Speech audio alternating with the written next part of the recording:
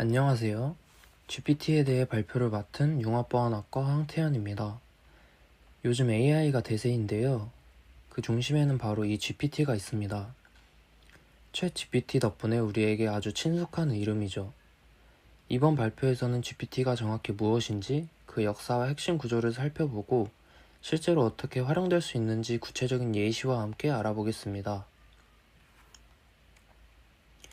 먼저 GPT란 무엇일까요? GPT는 Generative Pre-trained Transformer의 약자입니다. 우리말로 풀면 생성형 사전학습 트랜스포머인데요. 이름에 그 특징이 모두 담겨 있습니다. 오픈AI가 개발한 강력한 언어 모델 시리즈로 챗GPT와 GPT-4 등이 등장하며 AI 분야에 엄청난 영향을 미쳤습니다. 오늘 발표에서는 이 GPT 모델의 발전 과정과 그 핵심 구조를 알아보고 GPT-2라는 구체적인 모델을 이용해서 어떻게 문장을 만들고 챗봇을 제작하며 심지어 텍스트를 분류하는지 그 실습 내용을 요약해서 설명해 드리겠습니다. GPT는 2018년 GPT-1을 시작으로 GPT-2, GPT-3, 그리고 최근에 챗GPT에 이르기까지 빠르게 발전해 왔습니다. 이 발전의 핵심에는 바로 트랜스포머라는 구조가 있습니다. 원래 트랜스포머는 번역을 위해 만들어졌습니다. 그래서 두 개의 다이어그램 중 왼쪽을 보면 입력된 문장을 이해하는 인코더와 이해한 내용을 바탕으로 새로운 문장을 생성하는 디코더가 함께 있는 구조였습니다. 하지만 GPT는 과감한 선택을 합니다. 바로 이 구조에서 디코더 부분만 사용하기로 한 것입니다. 왜냐하면 GPT의 목표는 번역이 아니라 주어진 단어들 다음에 어떤 단어가 오는 게 가장 자연스러울지를 예측하는 언어 모델링에 특화되어 있었기 때문입니다. 문장을 생성하는 데에는 디코더의 기능이 핵심적이었던 거죠. 이때 사용된 주요 기술이 마스크드 셀프 어텐션입니다. 말이 조금 어렵지만 쉽게 비유하자면 이렇습니다. 문장에서 특정 단어 뒤를 가리고 모델에게 이 다음에 올 단어는 뭘까? 하고 계속 물어보는 퀴즈와 같습니다. 이 퀴즈를 수없이 풀면서 모델은 단어와 문장의 패턴, 그리고 문맥을 스스로 학습하게 되는 겁니다. 자, 그럼 이 디코더 구조로 무엇을 할 수 있을까요? 가장 대표적인 것이 바로 문장 생성입니다. 여기 보시는 코드는 한국어 버전인 KOGPT-2 모델을 활용한 예시입니다. 과정을 간단히 설명드리면 먼저 이미 수많은 한국어 데이터를 학습한 SKT KOGPT-2 베이스 V2라는 모델과 토크나이저를 불러옵니다. 그리고 딥러닝을 이용한 자연어 처리라는 시작 텍스트를 모델이 이해할 수 있는 숫자 형태로 바꿔줍니다. 그리고 모델에게 이 다음 문장을 생성하라고 명령합니다. 마지막으로 생성된 숫자들을 다시 우리가 읽을 수 있는 한글 문장으로 바꿔 출력하는 겁니다. 이렇게 몇 줄 안 되는 코드로 그럴듯한 문장을 만들어낼 수 있습니다.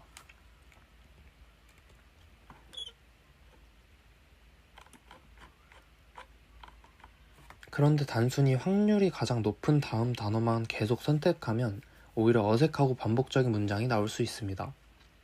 그래서 더 자연스러운 문장을 만들기 위해 몇 가지 샘플링 기법을 사용합니다. 그 중에 하나가 탑-K 샘플링입니다.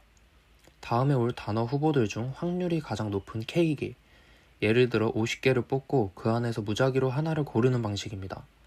선택의 폭을 적당히 제한해서 이상한 단어가 나오는 걸 막아주는 겁니다. 두 번째로 탑P 샘플링입니다. 확률 순으로 단어들을 더해 나가다가 그 확률의 합이 특정 값, 예를 들어 95%가 되는 지점까지만 후보로 삼고 그 중에서 고르는 방식입니다. 문맥에 따라 후보 단어의 개수가 유동적으로 바뀌는 좀 더 세련된 방법입니다.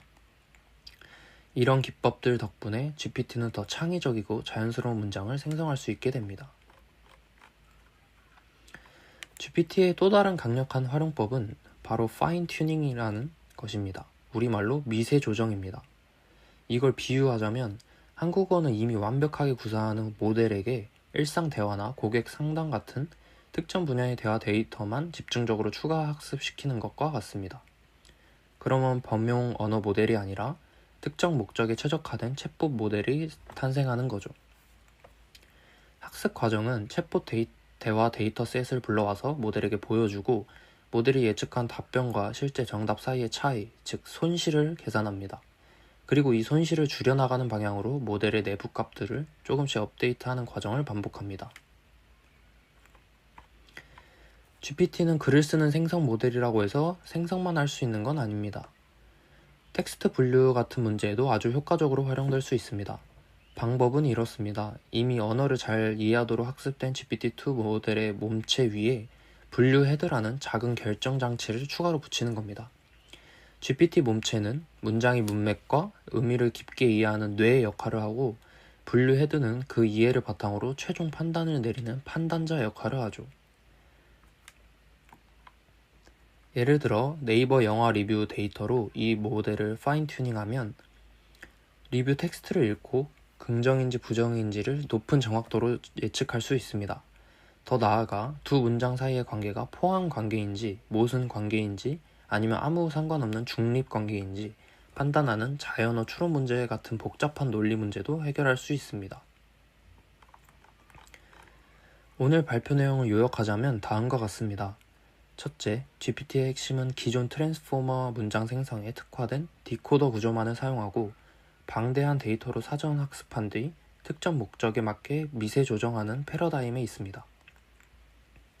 둘째, GPT는 단순히 문장을 생성하는 것을 넘어 챗봇, 감성 분석, 논리 추론 등 다양한 자연어 처리 문제에 적용할 수 있는 엄청난 범용성을 가지고 있습니다. 마지막으로 가장 중요한 점은 이제 트랜스포머스 같은 라이브러리를 통해 누구나 이렇게 강력한 언어 모델을 쉽게 자신의 프로젝트에 활용할 수 있는 시대가 열렸다는 것입니다. 이상으로 발표를 마치겠습니다. 들어주셔서 감사합니다.